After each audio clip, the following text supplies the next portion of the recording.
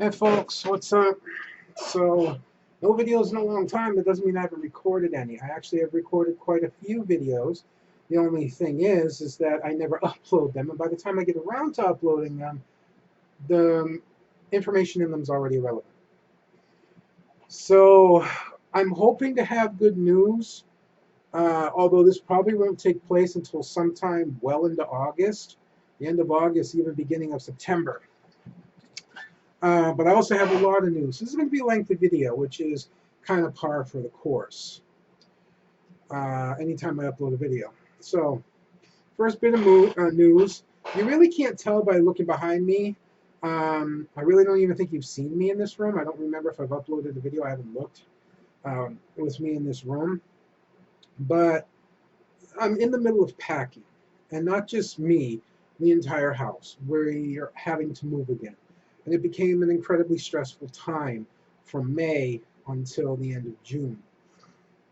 The landlord where we are is being forced to sell her house. She's taken to court by her husband, her ex-husband, who his name is on this house. And apparently he can't get a loan while his name is still on this house to get another house or whatever he wants to do. So she's being forced to sell the house. Now I am pissed off at her, and she knows it because she never told us that this could happen. She never told us. She never told us she was being taken to court. She never told us what was going on and that she may be forced to sell the house. She just messaged us in the middle of May and said we need to start looking and to try and please be out before the winter sets in because it's difficult to move in the winter. So I am thoroughly pissed off with that. We went through a very stressful time finding a place to live. My mother's the one that has to qualify because everything goes in her name, including her Section 8. So moving into like apartment complexes and communities, because she doesn't have good credit. It's not that she doesn't have a lot of bad credit. She's only got 2 delinquent accounts. She owes less than $2,000, but she has nothing else. She has no other credit history, so her credit score is terrible. So she'll never qualify for a community or anything, which means we're reliant on finding a landlord who will take us in despite that. It also has to be on the first floor, and they have to accept dogs. Now, all 4 of our dogs are registered, service and emotional support. Service dogs get all the privileges in the world. Emotional support dogs get the privilege of housing. They cannot be denied housing even for places that say no pets. And they can fly on planes in the cabin for free. But that's the only 2 privileges an emotional support dog gets. Nothing else. They're not service dogs. Now, despite that, that doesn't mean that people will reject you. If they say no pets, they say, oh, no, I'm not rejecting you because of dogs. I'm just picking somebody else. Or you didn't meet my requirements on something else. That's all they'll do. They'll just tell you that you don't qualify for one reason or another, when in reality, they just don't want your dogs there. So it became very stressful. They tried to reduce my mom's voucher from a 2-bedroom to a 1-bedroom. And that turned into a bit of a fight where I had to call the boss of the person who takes care of my mother's account, and who by the way, is a regional, it was called regional manager in, or area manager in Boston. She contacted her and told her, hey, no, you don't do that. And then we got a message back of it from a very unhappy case manager. And I made sure to send in all the paperwork, and I sent it all in, return receipt to make sure that she could say she never got it because she's done that before. I never got that. Well, everything we send her now is return receipt.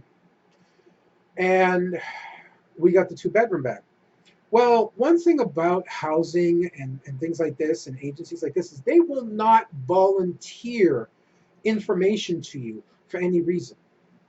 You are entitled to a lot of things if you are elderly and or disabled, and depending on your situation, such as if you're disabled or you're elderly and you have a personal care attendant, a PCA, with nighttime hours, such as your PCA has to tend to you at night, which I have nighttime hours from 2 a.m. to 4 a.m. I never use them, but that doesn't matter. Or my mother never used them. That doesn't matter. I still get paid for them.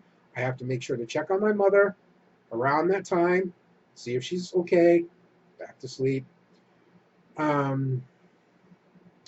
But if your PCA has nighttime hours, then you are entitled under Section 8, 707, HUD, whatever you want to call it, to a increase in bedrooms. So if you only have a 1-bedroom, you can have a 2-bedroom, so your PCA can stay with you. Secondly, if you have special needs, such as you must be on a first floor or handicap accessible apartment, you can request an increase in the rent you're allowed. My mother was only allowed $1,900 for the area of Franklin where we're going. But we found a place. It's $2,400. It's a 3-bedroom. Place is huge. Giant living room, giant kitchen, big master bedroom, good size 2nd bedroom, and a smaller 3rd bedroom. The master bedroom has its own bathroom with a floor shower, which is something I've always wanted to do for my mother. A floor shower, no tub, floor shower, which means the floor is the basin of the shower. It has pull bars, everything. It's a handicap bathroom. As well as it has 2 ramps. It has an official handicap ramp going up the back into the kitchen, and then another ramp, a quick ramp, in the front. So it's a handicap accessible apartment. But it was too expensive. Well, my mother happened to accidentally come across this that says we can ask for an increase in rent. Would have been nice to know earlier. So it was a mad scramble. We put in a request for that. We had to do this, that, and the other. We got it all in. I'll tell you, 2 best purchases I ever made, being a personal care attendant and somebody who has to deal with government agencies for my mother. A printer, scanner, copier. Now, you can get a printer, scanner, copier, fax, but I had already bought a fax machine. I actually have the old, the very common Brothers fax machine sitting over on the corner of my desk back there. So I bought a printer, scanner, copier. I didn't bother with the fax. And buying this thing has saved me a lot of trips to the FedEx store, because I just scan stuff into my computer now. I copy things. I print them out. All of that. All of it. And it has saved me immensely. So this is a very good investment on this printer as far as I'm concerned. And I intend to never be without one again. But we had to do all that. Then she's had to submit everything to Boston, to her boss, the lady I called earlier. We're waiting and waiting and waiting and waiting, and nothing's happening. So I send an email saying, we need to be in there. We need to have them something within the next X amount of time. Well, I am waiting for them to get back to me. That's all I can do is wait. So I send an email to her boss asking what's going on, explaining the situation, that we have to get some kind of approval very soon. And I get an automated email back saying that she's out of the office till the end of the week. And if there's any issues, to contact her boss, the director. Now, if my mother's worker had emailed all of the stuff into Boston, which, in order for it to be there in time and her to be waiting for a reply, she would have had to email everything. She would have gotten this same automated email in return. So I messaged the director, sent her an email, explained the situation and what was going on. That same day, I get an email back from the director telling me that my mother's caseworker will be in touch with me shortly, and we were approved. I feel like my mother's caseworker was purposely trying to delay getting an answer. She was just going to wait. She wasn't going to go up to the next step.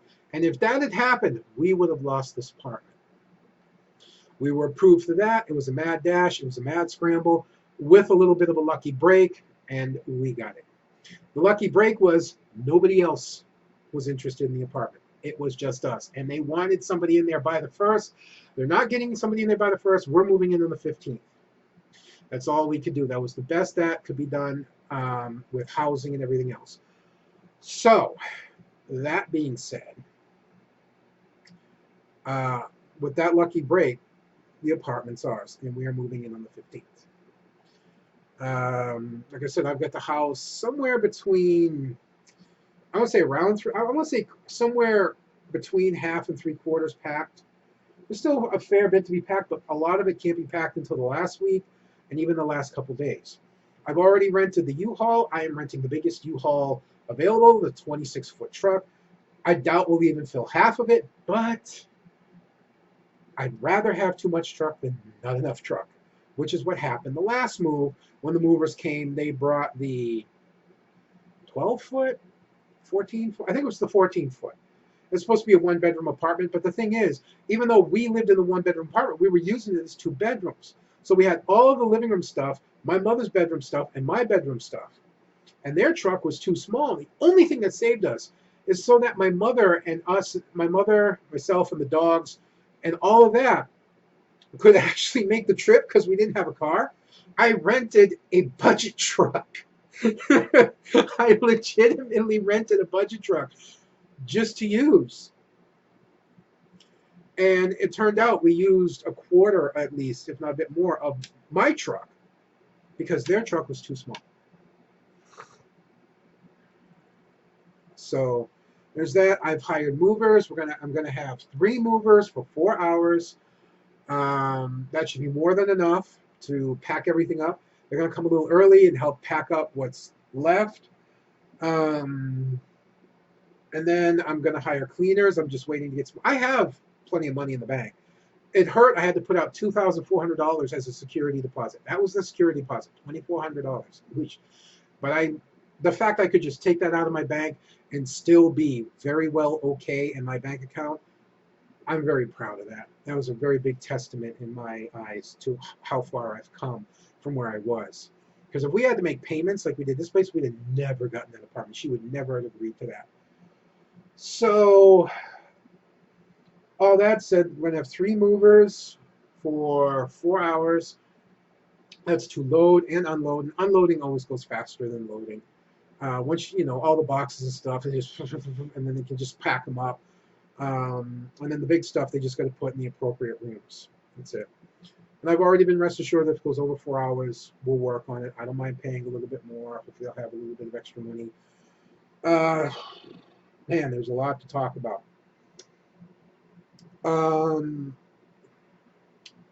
What else with the move? I'm going to try and hire cleaners. We also need somebody to come in and do the rugs. And we need to hire a junker. I'll hire somebody to come in and do the rugs. But I think the junker, I'm just going to tell her to take it out of the security deposit along with anything else that needs to be done and just take whatever loss on that. Because at that point, I'm just not going to want to deal with it anymore. So there's that. As per my settlement from my accident, which is coming up on a year removed now, my lawyer has finally decided to move forward with the demands. I was supposed to have surgery on my ulnar nerve in my left elbow, which is right here. Supposed to be moved from here to here. And carpal tunnel surgery up here on this nerve because I have carpal tunnel in my left hand. But I had to move that. That's going to be on August 22nd now, rather than July 11th because, well, the move is on the 15th, and I need to drive a very large truck. I'm just hoping between the 22nd and the 3rd I'll heal enough to drive my school bus because school starts September 3rd. Okay, so at least my lawyer is going to go ahead with the demand letter. They sent a request out for my medical records and for doctor's opinions on if my injury is within a certain medical degree of assuredness related to or aggravated or whatever else to my accident. Waited 30 days, never got a response. And she said she just faxed it out again. I said, well, hold up. Let me take care of that for you. Hung up, called the orthopedic, got hold of the person that takes care of everything. She said, "Oh yeah, we got your mail, but I never got." Here it is again. I never got that letter. So I asked, "Well, my lawyer says they faxed it to you." Well, she said, "Have them fax again, but have them attention her name." And I was like, "Okay, fine." So I called back my lawyer, told her what to do. She had sent the fax back out that day, and um, within a very short amount of time, she got a response. But they did not ask for the opinion letters yet because you need to pay for these opinion letters. Yeah, you need to pay for a doctor's opinion. Guess how much for an opinion? $400 per doctor for an opinion.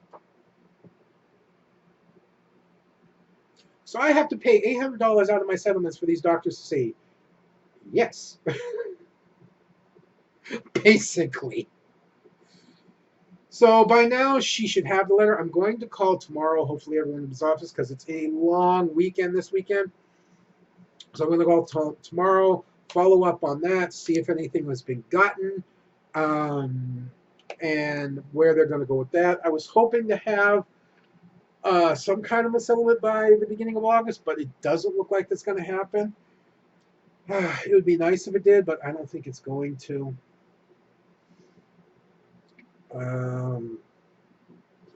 So, yeah. I'm a little disappointed in that because it seems like I'm the one that has to be proactive here. You know, rather than call and find out what's going on, she was just faxing it again. It took me to call and find out what was going on before things were done. The same with my mother. I had to constantly get on her worker's case and do the things that she should have been doing for her in order to get things to move forward. And I'll just be honest with you guys, I am stressed out. I really am. Today, I'm just burnt out. I've been feeling depressed. I've been feeling down because there's just so much I'm trying to organize at once and so much I'm trying to do. And on top of this, 30 days from today, I fly to Minnesota to see my girlfriend for the first time in 4 years. And then she's supposed to come back with me for 2 weeks. 4 years we've been together. We have not met face to face. This will be the first time. That is a lot. And I had over $6,000 in my account. Now I'm struggling to stay above 4. That's still more than enough to make this vacation happen, but you don't need to be broke to feel broke. It's really interesting when you get money and you actually start getting that bug to want to save it, and you kind of loathe spending it, because if your account goes below a certain point, it hurts. It hurts up here. Something in here tells you, "Oh, that's not right." And that's kind of where I am. And then every time you break a new barrier, for me, it's every $1,000. Every time I break $1,000, that's the new barrier. I don't like to be below that point. So being over 6,000, dropping 4,000, I went right through 6 and 5. And I'm in the low 4s. So, and it's the worst time of the year to do it because I don't have my school bus job. It is an advantage of where we're going, though. I can keep my school bus job. So I will be driving my school bus route next year. So that's a good thing. But right now, I don't have it. I don't have it for July and August, and I won't be getting paid until the end of September. It's going to be at least like 3 weeks before I get paid as I start working in September. So it's not the best time. So I'm Ubering at least 2 days a week, usually Friday and Saturday. I do between, I'd say, 600 and 700 on average. I've been doing about 300 a night, so 600 Last time I did 300 on Friday and then 376 on Saturday. So that was almost 700. One day like that, or one weekend like that, covers my entire school bus, my entire school bus check. And my school bus check and my PCA check were paying for everything. All of my bills were paid with just those two checks, and anything I did Uber was extra. So one week with Uber is paying my bills, and the other week with Uber is slowly trying to rebuild a little bit of extra for the trip. So yeah, and I don't know, man. There's just a lot. Uh,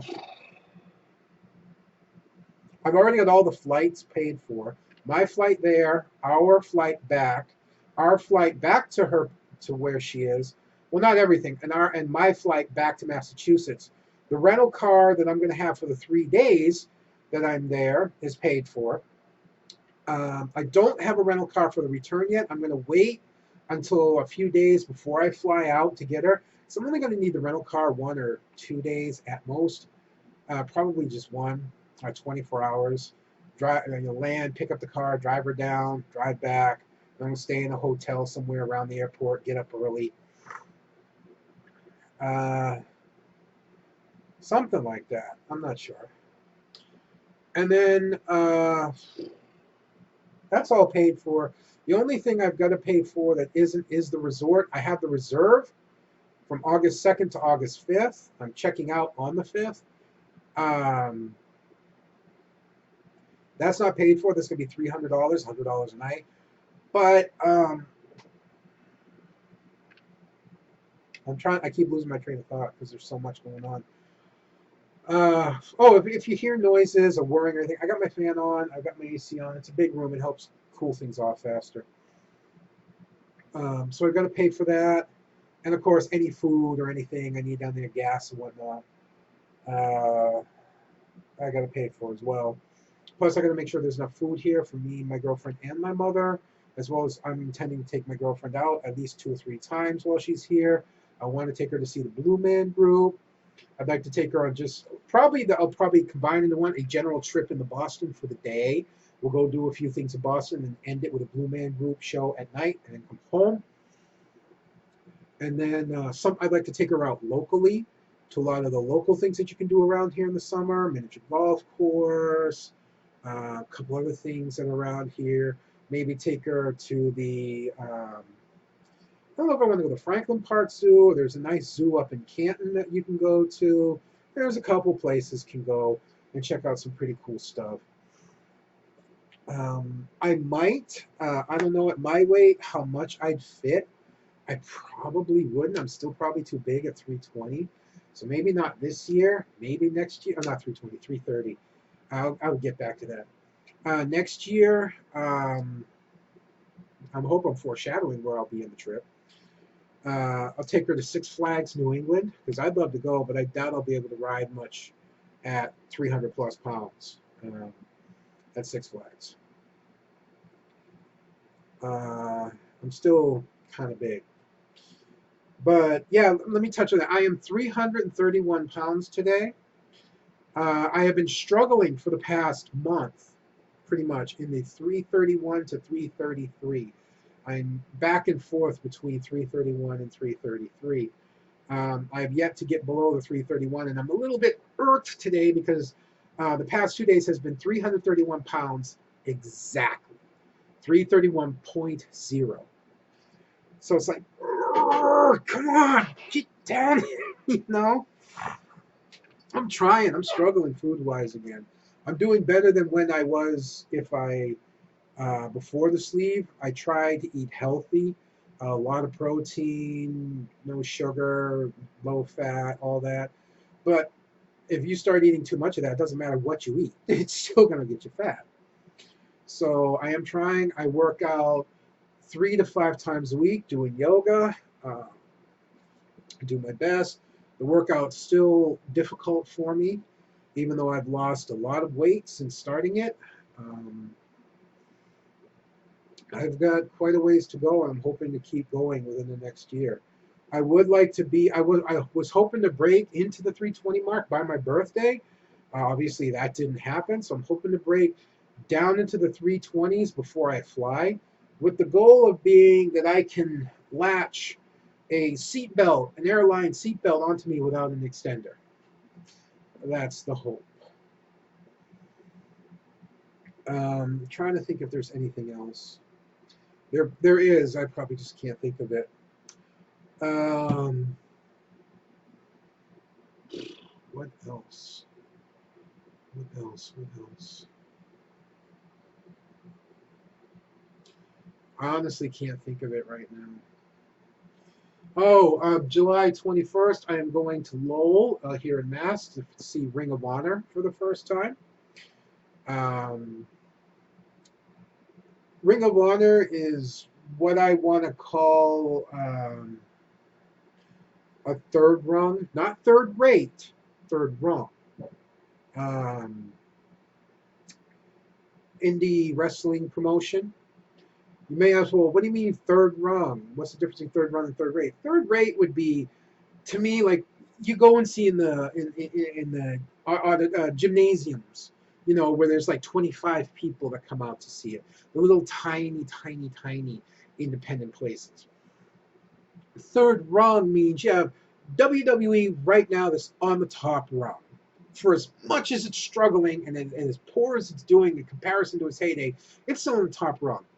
On the second rung, you have like New Japan, All Elite, and NXT. Even though NXT is a WWE product, it is still not considered on par, which is hilarious, to the main shows. You get called up to the main shows. I think people would rather be called back down to NXT, because NXT is a way better product than WWE right now. But that's rung two. Rung three would be places like um, Total. I don't know what they're called now. They were TNA, but they changed their name. They're Nonstop or something like that, or TA, Total Action, something like that. The former TNA Federation, and Lucha Underground and Ring of Honor. That's, to me, the third tier, the third rung. But that doesn't mean they're third rate. I still think a lot of the talent they have is pretty top notch. I have not really seen Ring of Honor that much. This will be my first time really seeing it live. I usually only follow it outside, but I had to go because I have an aisle corner ringside seat. Yep. I will be sitting on the corner seat next to the aisle right by the ring. It may be a third rung, but I've never done that before, and I want to. And I want to believe in Ring of Honor. It has its fans. I'm going to give it a chance. So I am looking forward to that on July 21st. That's already been paid for. I'm not paying for that. That's already paid for.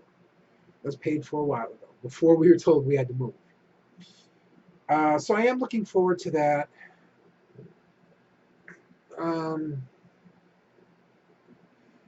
I think the biggest pressure that's getting right now to me is obviously the move, but the biggest pressure in the move getting to me is, what else can I pack? I am constantly looking for stuff I can pack and put away to make sure that the movers, when they get here, have as little to pack as possible. Not because I don't want them to help pack, not because I'm worried about paying, although that may become an issue. That's one of the biggest things I'm scared about, going under $4,000, because I still have to pay for cleaners and stuff. We have two sets of parallettes. They're breeding parallettes. One of them's already had a successful clutch. The other, and they're about to lay again by the looks of it. They're getting ready to lay eggs again. And the other one's a young pair that's just getting started. Then we have a baby parallette. And these parallettes usually go for $130 all the way up to $200 each. And we're selling the pair plus cage breeding box, and the fact that you're getting a breeding pair for only $200. And people call and ask and ask and ask and ask, but nobody's buying. Nobody's buying. And really, really, really need these birds to sell. I really need these birds to sell. Because that $400 will cover everything else, plus $300 my mother is giving me on top of her share of the bills. So I really need those birds to sell. But just, and the thing that gets me the most is, are they tame? Are they tame? Are they? No, they're not tame. Tame them. No, they want them pre-tamed. They don't want to put the effort into taming them. They want them pre-tamed. No, you have more fun and better bonding if you tame them yourself than if they're already tamed to somebody else. Because even though they can be tamed, doesn't mean they're tamed for you. If they don't like you, you're gonna have to go through the whole process again. Maybe be a little bit easier, but not much. So it's like, you know what? Whatever. I have been trying, and I've been trying, and I've been trying to sell them. And just nothing. I wonder if I can take out a local ad or something somewhere. I think I can put an ad in for free somewhere. I don't know, but who the hell reads papers and looks in those free magazines anymore? Nobody, as far as I know. I really am mentally exhausted. I've been sleeping well, but I'm just so run down mentally. And I am just having a hard time keeping track of everything. I'm trying to think of what else. Oh, this I picked up at a senior center yard sale. The senior center that my mother goes to holds a yard sale every summer. And this thing's heavy. It probably weighs about 2-3 pounds. Maybe, yeah, I would say 2 to 3, maybe 4, maybe even way more than that. I should put it on a scale.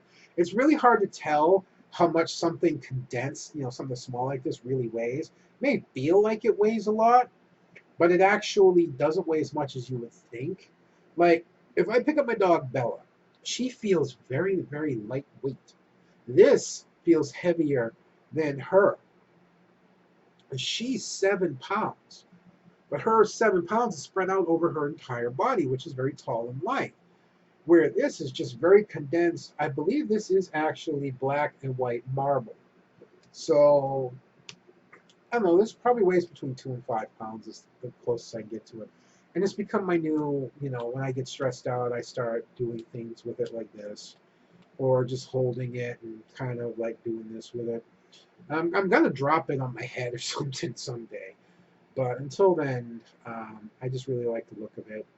And it's something solid I can hold on to when I'm stressing out. We are planning to try and have somewhat of a yard sale. It's not going to be a very big one. I thought we'd have more to sell, but we won't. But we'll still have some stuff to sell. I am actually selling that title belt up there. As much as I hate to take the loss on it like I'm going to, the reality is I bought it on a whim. I've always wanted a replica belt, and I thought by going to a Raw event, I'd be able to buy, I was thinking they'd have these big old merchandise stands where you could buy all kinds of WWE merchandise. No. Little merchandise stands where you can buy program specific. So if I went to a Raw, you could only buy Raw stuff. And for some reason, I bought the Raw title belt, which is not a terrible belt, but a lot of people don't like it. And I got to admit, I'm not the biggest fan of it either, the big licorice belt. I have the NXT heavyweight title replica belt, which I'm keeping, and I'm going to try and sell that at the yard sale. If I don't, I will probably put it up on eBay for around $250. It goes for $425 brand new. $425 brand new. So, yeah. Hopefully I can get about between 200 and 250 for it. I'm also going to sell my weed eater that I bought. I bought it for about $100. I'm going to put it up for like 50, probably maybe take 25 for it, whatever. My mother bought me an axe for Christmas a couple years ago. I absolutely love, but I'm never going to use it on anything at the other place, and probably not the best idea to have it there anyway. So I'm going to sell that axe. It's a big double-bladed axe. Got a hatchet I'm going to sell. There were a couple other things around my room that I was going to sell. I forget what. My mother's got some stuff that's going to go, but overall, I don't think it's going to be a very good yard sale. I don't see a lot selling, but we're going to try anyways, because you never know what could happen. If the birds don't sell by Saturday, we're going to put the birds outside. We're going to try and make sure that they're shaded and covered, and we're going to put them outside to sell, and hopefully somebody will pick them up at the yard sale. We're selling them, like I said, streaming at $200 a pair, or if you take both pairs plus the baby, $350, only $150 more. So you're getting, so that's like paying for one pair, the baby at 50, the other pair at half the price, 100, and getting 3 cages, 2 breeding boxes, all the food and everything else for free. You know? And we can't take them with us, so they got to sell within the next 2 weeks. They have got to sell within the next 2 weeks. What else?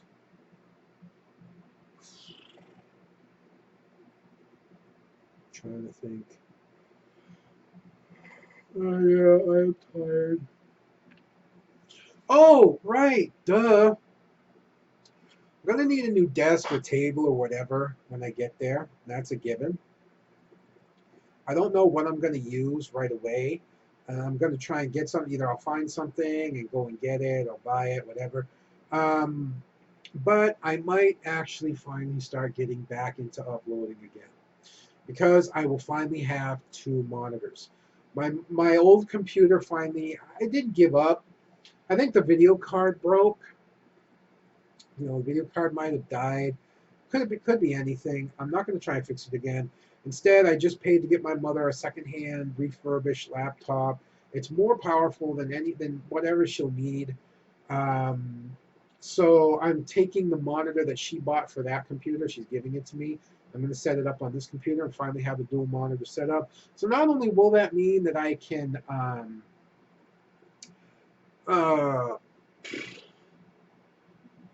I'll be able to upload, but hopefully, maybe, possibly, I'll be able to stream.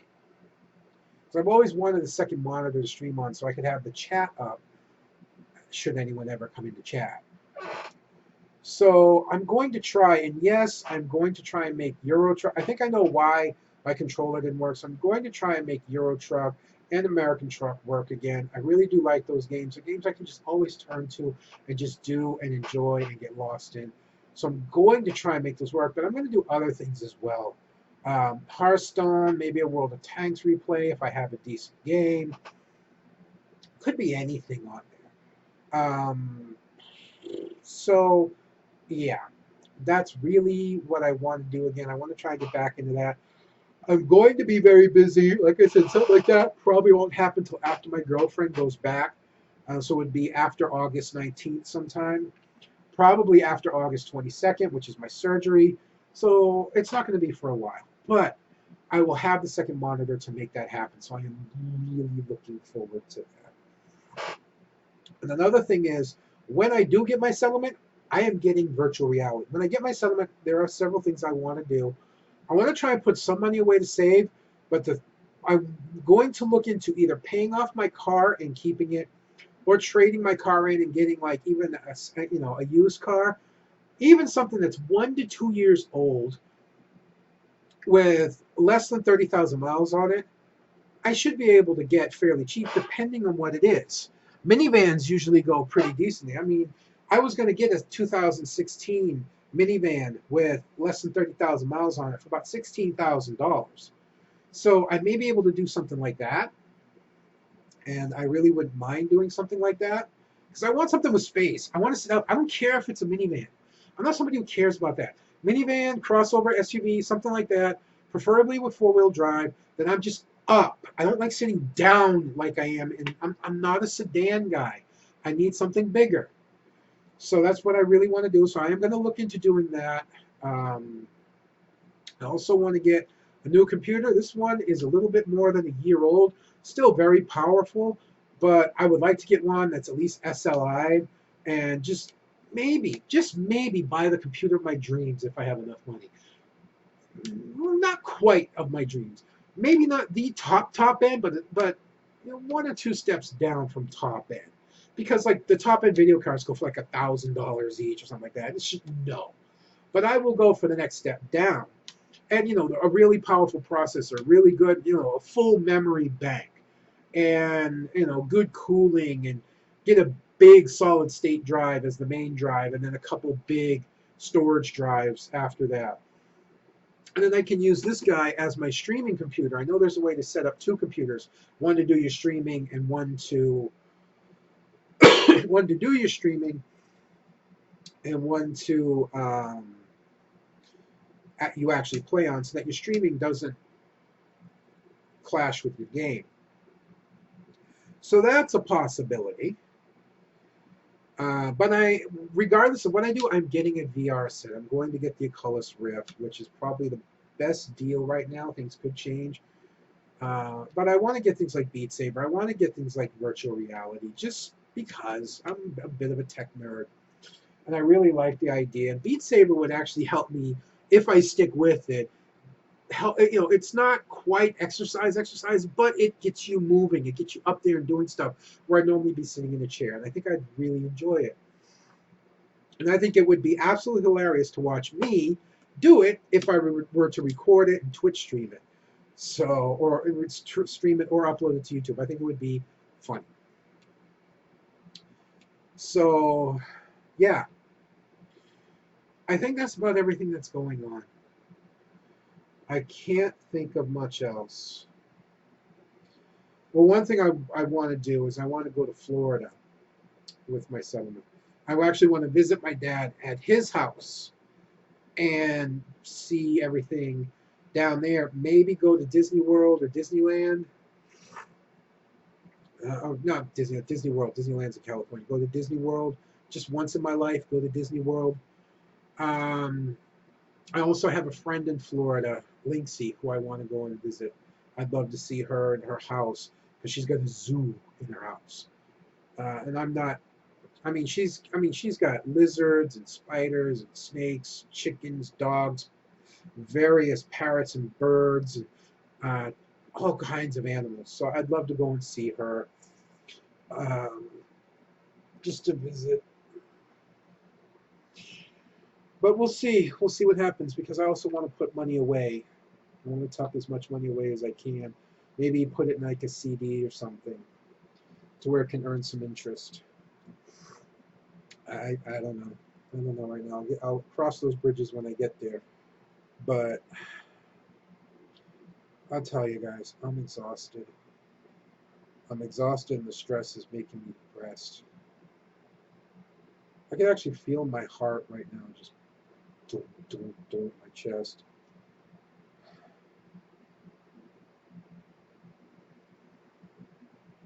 I am just worn out. Hopefully you can hear me when I'm talking down like that. My microphone's way over here. If I sound a little weird, I'm using a microphone that an old girlfriend left here that works way better than my Snowball. So that's the microphone I'm using. I have no idea what I'm going to sound like in the new room. The new room's going to be much smaller than this, so there's going to be a lot more echo. So we'll have to see what happens. But I'm going to end it here. Yeah, I've got nothing else. And even if I did, I just want to give it a rest, guys. So if you were able to keep up with me, that's everything that's going on right now. So hopefully, by the beginning of September, I'll return back to uploading. Maybe finally, after 4 years, I'll come back. I don't know. The question is, do I want to, with everything that YouTube's doing to streamers? That's a whole nother video I'm going to get into. YouTube and censorship and the way things are done in today's world, because that's a rage video for me. Especially with games and all that. I wish this man was still around at this time, because we need him more than ever. You're not familiar with this? This is Total Biscuit, John Bain. All right, one last thing. I'll go into this real quick. It's going to take a little explanation. He's a British man who found success in doing, I believe, I know him from World of Warcraft. I think he did shoutcasting for, God, I can't even think of it now. Why? Because I've never played, because I haven't played it in forever. Uh,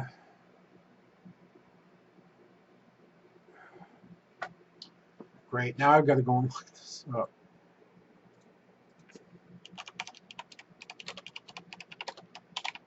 StarCraft. Right. He did shoutcasting for StarCraft. Jesus. And he got into World of Warcraft, which is where I got to know him in World of Warcraft. And he used to do just World of Warcraft related stuff. And then he moved up, and then he just exploded into this giant rise of prominence where he became a game journalist and one of the most respected, one of the most popular, one of the most powerful and well-known game journalists on YouTube. And unfortunately, he ended up with colon cancer. And I think it was colon cancer, just cancer in general. He got it operated on. It was gone for a little while, but unfortunately it returned. And when cancer returns, it usually comes back much more powerful than what it was. And it slowly took over his life. But even though it was killing him, and he managed to outlast the 2 year, the average 2 years, he didn't outlast it by, I don't forget how long he did, 4 years, 5 years, something like that. It eventually took him in the end. Suddenly one night he had an operation. I think it was just for comfort. I'm not sure. He had a surgery. He went to recovery, and like 1 or 2 days after the surgery, he was gone. And in that day, gaming as a whole lost a very powerful figurehead and a very strong leader and warrior in the fight against video game corruption and big markets and industries and bullshit and scams and whatnot. And in today's world, I think we need him more than ever, not just video games, but in general, we need more people like him. So that's what this is. I bought this shirt not long after he passed away to help support his wife a little bit. And I still do things to support his wife. I'll donate on Twitch streams, or I'll watch streams, the ads run and whatnot. Just a little bit of support. And that's out of respect for this man. So, it's still, when I go back and I watch his videos, it actually still hurts sometimes to hear his voice and know he's not around anymore. He had a very big and profound impact on a lot of people, and it's still felt today. And it's just sad that he's gone, because we could use a man like him. But all that aside, I'm going to be done for this, guys. Approaching 50 minutes. I've got a lot going on. I will try and upload a video within the next week or two. But how long is it taking me to get to this one? We'll see. We'll just see what it's. I can't promise anything. I make these videos a lot of times just because I need to talk and get everything off my chest, and I have nobody to talk to. So. All right, folks. Until next time, whenever that may be, it's one big Bugga, and I'm signing out. Let's see.